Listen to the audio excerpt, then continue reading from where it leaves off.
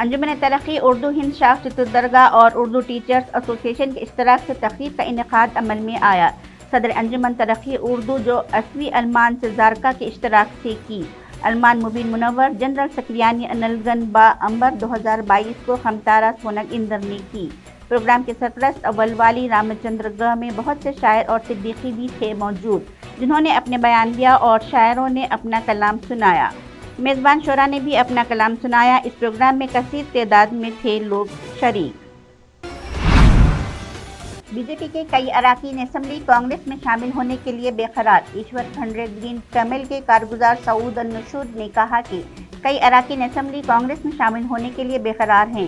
Press conference کے درمیان انہوں نے نامہ نگاروں کو بتایا کہ بی جے پی کے ارکان اسمبلی کانگریس میں داخل ہونے کے لیے درخواستیں کیے ہیں روانہ۔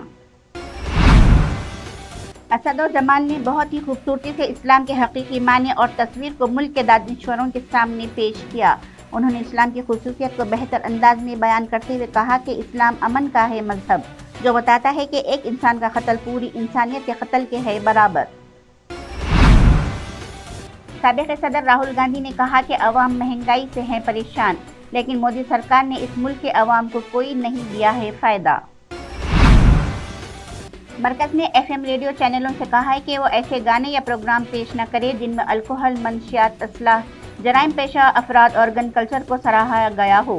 اطلاعات و نشریات کے وزیر نے کہا ہے کہ اس طرح کے گانوں یا پروگراموں کو نشر کرنا آکاشوانی کے پروگرام ضابطوں کے ہے منافی۔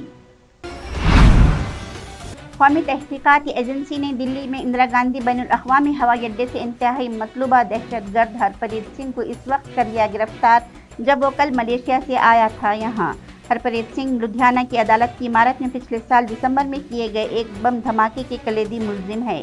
اس حملے میں ایک شخص ہلاک اور 6 افراد ہوئے تھے زخمی۔ مرکزی حکومت نے سپریم کورٹ کو بتایا کہ جموں کشمیر میں اسمبلی اور لوک سبھا حلقوں کی ری شیڈولنگ کے لیے تشکیل کردہ حد بندی کمیشن کو اسمبلی حلقوں کو پھر سے طے کرنے کا حق ہے۔ وہیں سپریم کورٹ نے شیڈولنگ کمیشن کو چیلنج دینے والی درخواست پر اپنا فیصلہ رکھ لیا ہے محفوظ۔ وارانسی اور بنگلورو ہوائی اڈے پر جمعرات سے فیشل ریکگنیشن تکنیک پر مبنی نیا سسٹم ہوا ہے شروع۔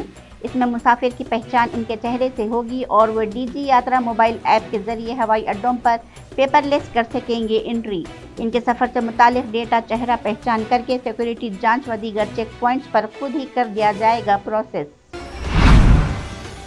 انڈیا ورسز آسٹریلیا ویمنز ٹی20 ورلڈ کپ کی چیمپئن آسٹریلوی ٹیم ہندوستانی ٹیم کے میچوں کی ٹی20 سیریز کے لیے پہنچنے والی ہے ہندوستان۔ ساتھ ہی اس سیریز کے لیے ہندوستانی خواتین کرکٹ ٹیم کا کر دیا گیا ہے اعلان۔ اس سیریز میں ٹیم کی قیادت کریں گی ہرمن پریت کور۔ ساتھ ہی اس سیریز میں چوٹ کی وجہ سے پوجا واستراکر ہو گئی ہے باہر۔